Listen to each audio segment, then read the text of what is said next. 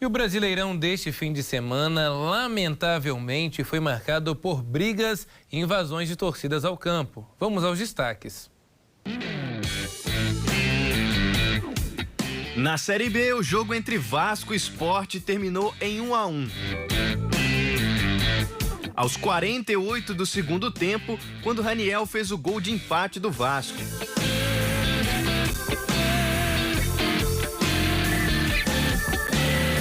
Na comemoração, o jogador provocou a torcida do Sport. A partir daí, o jogo deu lugar à confusão. A torcida rubro-negra estourou o portão atrás do gol onde defendia a equipe do Sport e começou uma invasão que se estendeu a outros pontos da arquibancada. Torcedores do Vasco e bombeiros civis que estavam socorrendo pessoas no campo foram agredidas. A partida foi paralisada por mais de 50 minutos, quando foi dado o apito final. O árbitro relatou a confusão e confirmou a expulsão do próprio Raniel e do companheiro de equipe Luiz Henrique. Em razão das cenas lamentáveis, o Leão da Ilha pode ser punido. Já na tabela, com este resultado, o Vasco chega aos 56 pontos e segue em quarto colocado no G4 da Série B. O Sport soma 53, ultrapassa o Sampaio Corrêa e fica na quinta posição. Outro jogo que chamou a atenção de forma bem negativa foi na Série A, entre Ceará e Cuiabá, na Arena Castelão. Antes do apito final, torcedores do Ceará iniciaram uma confusão na arquibancada, pouco antes do gol de empate do Vovô. Alguns até invadiram o gramado e foram cobrar os jogadores. Teve correria também entre famílias que tentavam proteger as crianças que estavam no estádio. O jogo foi encerrado antes da hora por falta de segurança. Com empate em 1-1, os dois times seguem na zona de rebaixamento. O Ceará em 16º, agora com 34 pontos, e o Cuiabá na 17ª colocação, com 31 pontos. Ainda há a possibilidade do time alvinegro perder por WO. Mas a 32ª rodada da Série A do Brasileirão também teve partidas que foram realizadas dentro da normalidade, inclusive terminando no tempo normal mesmo. No estádio Independência, o América perdeu para o Fortaleza dentro de casa por 2-1. Os dois gols foram do Thiago Galhardo.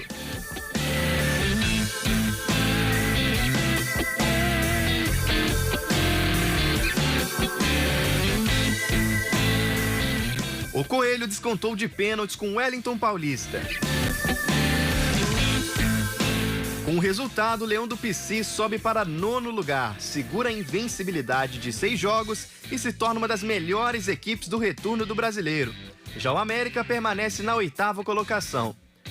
No Maracanã, o Flamengo fez o dever de casa, mesmo no sufoco, e venceu o Atlético Mineiro por um tímido 1-0.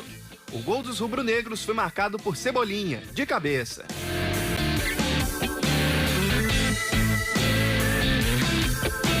Com a vitória, o Flamengo sobe para 3º lugar e fica a 5 pontos atrás do Internacional, vice-líder da competição. Por falar no Inter, o Colorado garantiu a 2ª colocação nesta rodada, depois de vencer o Botafogo também por 1-0, na casa do adversário, o estádio Nilton Santos. Brian Romero, que entrou na partida, marcou o gol da vitória em uma bola rebatida pela defesa. Com o resultado, o Glorioso cai para 10º lugar e o Internacional diminui a diferença para 8 pontos em relação ao Palmeiras, líder isolado da competição. O Verdão, por sua vez, empatou com o São Paulo em 0-0, no clássico Choque Rei, que por sinal foi bastante movimentado e marcado por expulsão por parte do tricolor paulista, dos jogadores Ferrarese e Beraldo. E por pênalti perdido pelo Verdão, com Gustavo Scarpa. Com um empate sem gols, o Palmeiras sobe para 68 pontos e segue isolado na liderança. Já o São Paulo soma 41 pontos e sobe para 11º lugar na tabela. Fechando o G4, o Fluminense garantiu a 4ª colocação, depois de vencer o Avaí por 3-0 na ressacada sem torcida. O placar de 3-0 foi construído com gols de Cano.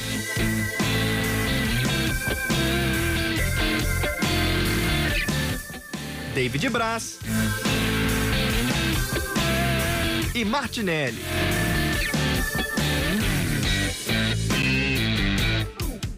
Com Com a vitória, o tricolor carioca encerra a sequência de resultados negativos, retorna ao G4 e continua na briga por uma vaga para a Libertadores do ano que vem.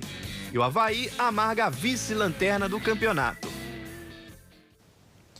Vinícius Serra, como nós vimos agora no início da matéria, ontem foi um dia triste para os amantes de esporte. O futebol, aquelas cenas realmente são assustadoras e lamentáveis, Vinícius. Pois é, Elias, realmente assustam as imagens, infelizmente não é um episódio à parte, né? Cenas como essas já foram vistas aqui no futebol brasileiro e outros locais também. A gente tem que entender que o esporte não é uma bolha à parte, né? É um reflexo da sociedade. Movimentações como essas têm sido cada vez mais intensas e realmente preocupa bastante. Tanto o Ceará quanto o Sport foram denunciadas, as duas equipes foram denunciadas e podem vir a perder pontos e também mandos de campo. E eu digo isso a você, Elias, e também a todos que nos assistem, que esse tipo de punição é pouco, né? É por isso que isso segue sendo recorrente, porque uma equipe perder pontos ali, dependendo da situação da tabela do campeonato, não interfere muito, vai disputar no campeonato no ano seguinte. Inclusive, isso pode ser convertido em dinheiro também, uma multa a ser paga. E também, daqui a 2 jogos, se, por exemplo, acontecer, as duas equipes ficarem sem torcida ou forem jogar em outros locais, após esses 2 jogos, essas mesmas pessoas que causaram esse tipo de confusão vão estar presentes nos estádios novamente. Então, precisam acontecer punições mais severas. As imagens estão aí, é possível identificar essas pessoas, é possível que elas sejam punidas e, por exemplo, não frequentem mais jogos esportivos. Se uma pessoa não tem condições de se controlar diante de emoções tão fortes como o futebol proporciona, que é uma paixão, ela não deve frequentar um estádio de futebol. E se também a gente tem que falar do trabalho da Polícia Militar, que se não consegue garantir uma segurança para as pessoas que estão ali, também para os atletas que estão dentro de campo, eventos com 20 mil, 30 mil, como foi o caso do último domingo, não podem continuar acontecendo. Não pode acontecer se você não tem uma segurança para garantir ali que o espetáculo realmente aconteça. A gente espera, então, que realmente essas pessoas que estavam ali envolvidas sejam punidas e que a gente possa, daqui para frente, voltar a falar apenas de esporte, apenas do que acontece dentro de campo. Elias. Pois é, Vinícius, além de ser lamentável tudo isso, eu fico me perguntando o que será que tem na cabeça de um ser humano que invade um estádio de futebol, agride o outro, como nós estamos vendo aí nessas imagens. Eu acho que são pessoas que não deveriam nem conviver em sociedade, deveriam estar presas. Afinal de contas, colocaram em risco não apenas aquelas que estavam assistindo, mas toda uma comissão técnica, jogadores, colocaram em risco mulheres, crianças que passaram mal.